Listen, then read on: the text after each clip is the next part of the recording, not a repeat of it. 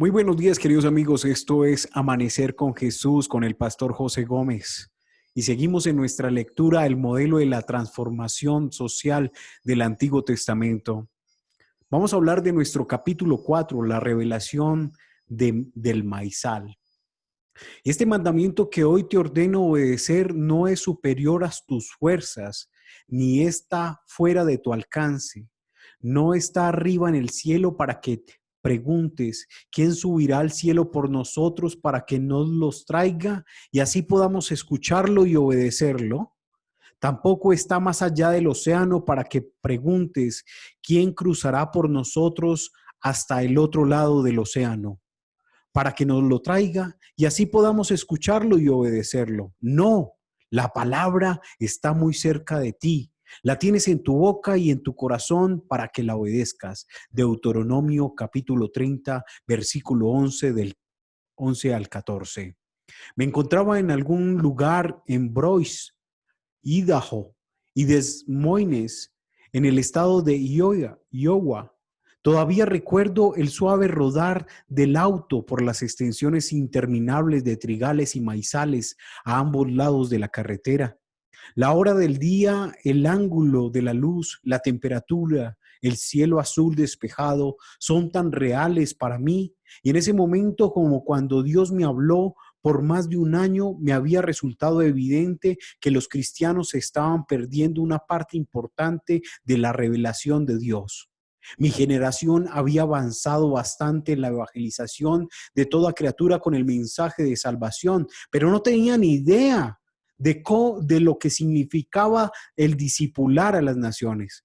¿Cómo podíamos recuperar la sabiduría, el conocimiento y la influencia para transformar comunidades con el evangelio?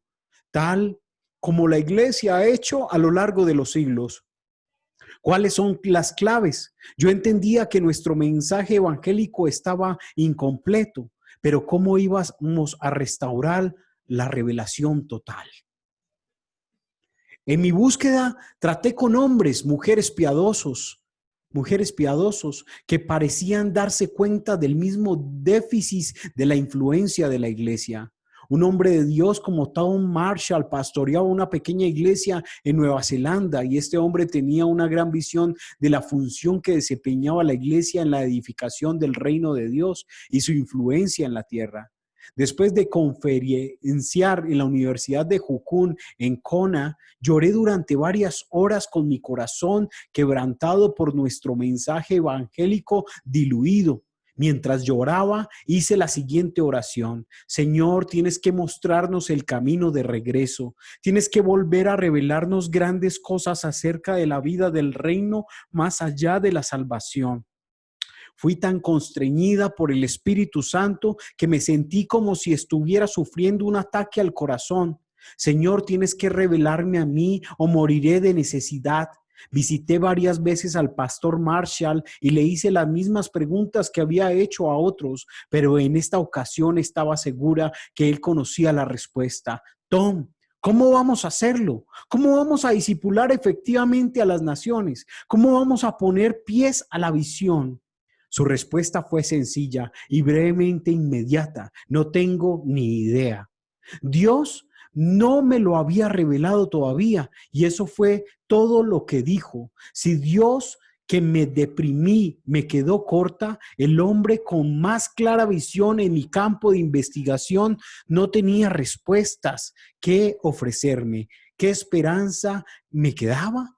El año de viaje por los grandes llanuras y los anchos campos de cereales de los Estados Unidos, visité unas cuantas bases de misión por 7 meses. En esa ocasión cambié el avión por el automóvil, por lo que, por supuesto, un gran alivio para mí. Me proporcionó un tiempo maravilloso para pensar y orar. Antes de emprender el viaje, pedí al Señor que me diera un plan para aprovechar el tiempo que pasaría en el auto. Yo había leído la Biblia de cabo a rabo casi cada año y medio y por más de 20 años y al menos una vez la mayoría de las versiones en inglés.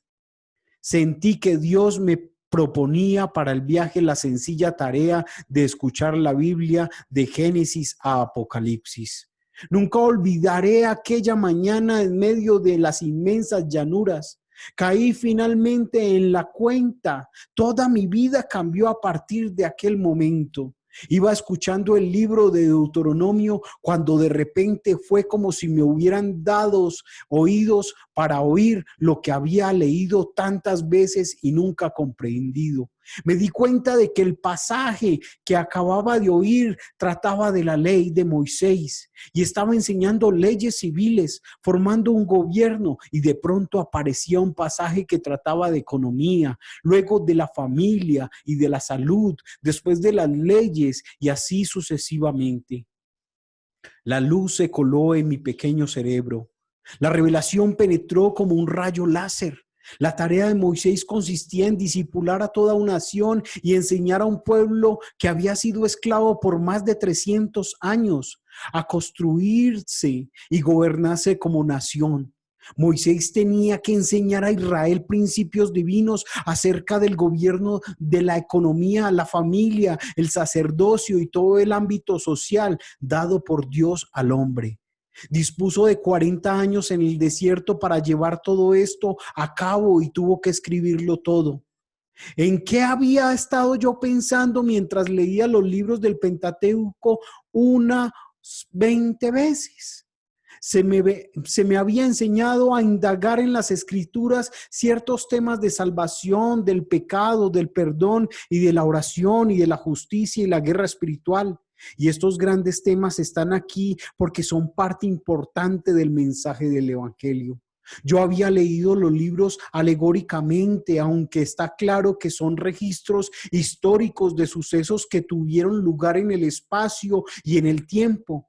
Y cuando leía que Israel estaba sometido a la esclavitud, captaba un mensaje de pecado y de una vida sin Cristo y sin la salvación. Cuando los judíos estaban en el desierto, pasaron por el valle de la decisión entre la vida del pecado y la gran promesa de la salvación de Dios. Cuando Israel entró en la tierra prometida, salvación, por fin pertenecían a Dios. Yo predicaba estos mensajes. Estos paralelos del pecado, decisión y salvación están en la Biblia y están bien enseñados, pero no son el mensaje fundamental del texto. Lo que le sucedería a Moisés era real, no alegórico. Tenía delante de sí el pueblo judío en un desierto real, con el desafío real por delante, hacerle de ellos una nación próspera. Moisés discipulaba una nación real en verdades que la harían grande en todas las esferas de la vida, y Dios les inspiró a escribir todo aquello para usted y para mí. Yo supe que nunca más sería capaz de volver a la Biblia, a leer la Biblia como antes. Mi entendimiento experimentó un vuelco radical. Moisés, qué gran tarea. Qué gran tarea tenía Moisés por delante. Solemos pensar que hay actualmente naciones necesitadas, pero fijémonos en lo que tenía que resolver. La Biblia decía que 600,000 hombres capaces salieron de Egipto con Moisés. ¿Cuál era la población total? Si tenemos en cuenta el número de mujeres y niños por cada hombre capaz en la familia de Jacob de 70 miembros, cuando entraron en Egipto, la porción sería de 4,5 por 1. Según esta porción, el número de israelitas que salieron de Egipto habría estado en torno a 2,700,000 personas. Pero recuerde que tenían problemas con los faraones porque se multiplicaban tan rápidamente que amenazaban el equilibrio demográfico de la población egipcia. Además, Israel no salió solo. Los esclavos que no eran parte de Israel salieron también con ellos. Les acompañaban como extranjeros que vagaron con ellos desde el mismo principio de su jornada por el desierto. No resulta ser exagerado afirmar que Moisés sacó a más de 3 millones de personas de Egipto para guiarlas por el desierto. Para tener una idea de esa cifra, la compararemos con la población de Nueva Zelanda. La mayor crisis de refugiados en la historia moderna fue la concentración de afganos en la frontera pakistaní. Después de la invasión de Afganistán por la Unión Soviética, suman unos 2 millones y pese a los recursos conjuntos de las Naciones Unidas, la Cruz Roja y la ayuda de los países desarrollados, la situación de los refugiados desbordó a las agencias humanitarias. Los judíos no recibieron ayuda exterior. El pueblo de Moisés atravesó circunstancias mucho peores. Los refugiados afganos cuentan con un país a donde volver. Tenían casas, escuelas, negocios e instituciones a las que podían volver. Tenían bancos, carreteras, infraestructuras que reconstruir. Aun cuando la Unión Soviética hubiera destruido a algunas de ellas, los afganos eran refugiados. Los judíos que huyeron de Egipto eran gente sin cartera, no tenían país, solo contaban con una promesa. Imagine que este pueblo que había pasado de ser una tribu de 70 personas a más de 3 millones en 430 años, había estado todo ese tiempo en el exilio. Durante los últimos 300 años habían sido esclavos sometidos a los faraones. Acababan de salir de Egipto con lo que podían transportar y los animales que poseían. Piénselo bien. Un general de intendencia del ejército de los Estados Unidos se puso a pensar con su mente lógica en la situación que ellos atravesaron y calculó que precisarían unas 1.500 toneladas de alimento por día, 2 trenes de mercancías de unos 3 kilómetros de longitud y unas 4.000 toneladas de leña para cocinar comida cada día, 3,8 millones de litros o 3.800 metros cúbicos de agua serían necesarios diariamente para beber y lavar los platos, con lo cual habría hecho falta un tren cisterna de 3 kilómetros de longitud.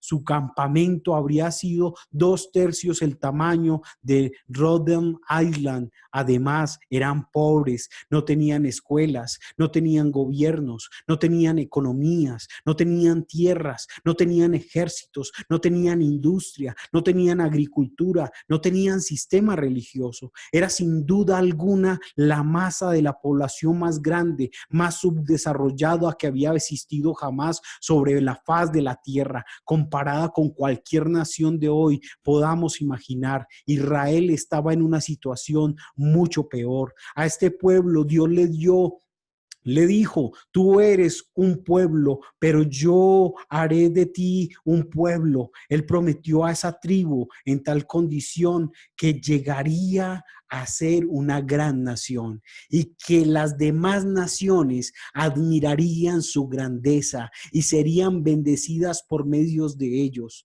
Acabarían de abandonar, como lo dice en Deuteronomio capítulo 4, versículos 5 al 8, dice: acabarían de abandonar una de las civilizaciones más grandes de la humanidad. Egipto en sus días de gloria, bajo el centro de faraones. Los judíos, en cambio, eran una muchedumbre empobrecida en medio de una tierra desértica. Con todo, Dios les aseguró que haría de ellos una gran nación. ¿Puede imaginarse la incredulidad, la perplejidad e incluso el cinismo que ellos pudieron sentir?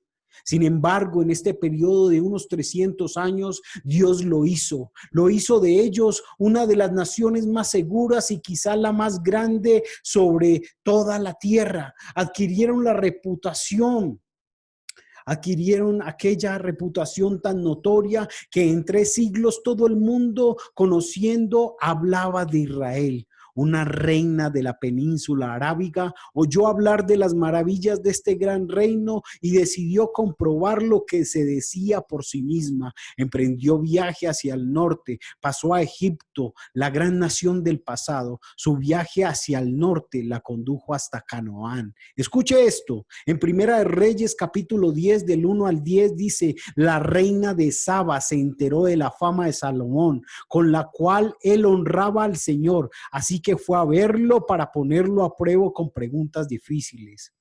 Llegó a Jerusalén con un séquito muy grande. Sus camellos llenaban perfumes y grandes cantidades de oro, piedras preciosas para presentarle al rey Salomón. Le preguntó todo lo que había pensado y él respondió a todas las preguntas. No hubo ningún asunto, por difícil que fuera, que el rey no pudiera resolver.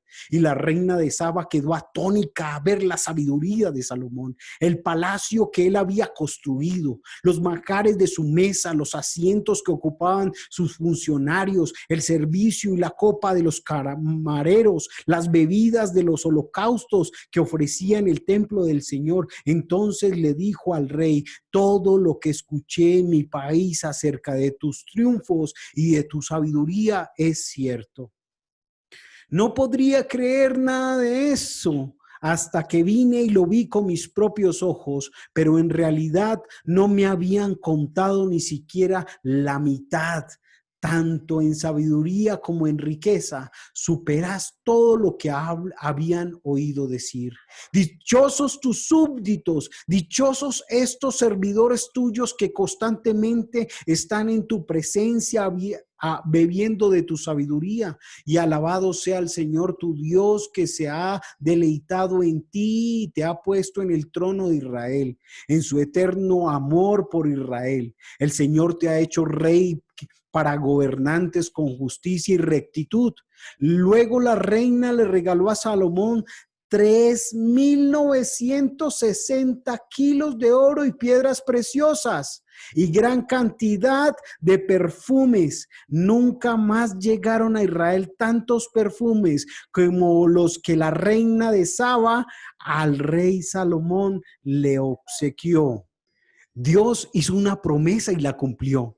Dios prometió edificar una gran nación y cumplió su promesa. Levantó una gran nación en todos los aspectos. Israel tuvo leyes justas, fueron económicamente prósperos. Su arquitectura y su artesanía fueron excelentes. Tuvieron sabiduría y educación superior. Uno de sus reyes, Salomón, fue un gran científico. Fueron admirados incluso por sus antiguos amos, los egipcios, y bajo ningún concepto formaron un reino perfecto. Dios nunca les había prometido eso, pero sí un gran reino. La historia de Israel no fue escrita como una alegoría para enseñar los beneficios exclusivos de la salvación.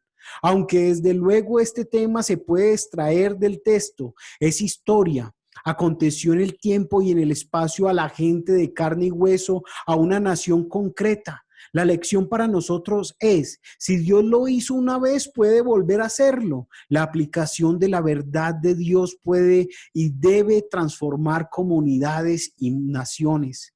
Si Dios pudo desarrollar a estos pobres israelitas para hacer de ellos una gran nación, también puede hacerlo por cualquier otra nación en cualquier época. Porque ninguna comunidad o nación del mundo actual está en peor condición que la de los israelitas en el desierto. Dios nos ha mandado a evangelizar a toda criatura con el mensaje de salvación y nos ha enseñado a hacerlo. Nos dejó el modelo de Jesús, de Pablo y las iglesias del Nuevo Testamento para conducirlos en la empresa global de evangelizar a toda lengua, tribu y pueblo. Pero también nos encargó de discipular a toda la nación. ¿Cómo lo vamos a hacer? Dios nos asignó una tarea para después guardar silencio en cuanto a cómo acometerla. Así como las claves de la evangelización se hallan en la historia y en la vida de Jesús y de Pablo, las claves para transformar comunidades están en la historia y en la vida de Moisés. Israel, su jornada de esclavitud a la grandeza, es el modelo Antiguo Testamento para discipular a una nación. La cuestión es: aprendamos la lección. No tomaremos tiempo para estudiar la palabra de Dios hasta que nuestra mente haya sido restaurada, hasta que comprendamos los principios divinos para la edificación de comunidades y naciones en todos los ámbitos de la vida. Cumpliremos la obra de ser reformadores de nuestra generación para que una vez más Dios se glorifique a través de la sabiduría e influencia de su pueblo. Debemos decirlo, usted debe decidir. Y esto es Amanecer con Jesús, y quien te habla, el pastor José Gómez. Hemos terminado con el capítulo 4 de nuestro modelo de transformación del Antiguo Testamento por la doctora Lambda Cobb, editorial Jucún. Hermanos, si quieres comunicarte con nosotros, llámanos al 301-4444-046. Si quieres hacer alguna donación, hazla a Neki con ese mismo número y nosotros estaríamos enviándote un obsequio por parte de nuestra emisora Gospel Night, el Evangelio de la Noche. Pero hoy estamos en Amanecer con Jesús, y quien te hable, el pastor José Gómez. Bendiciones.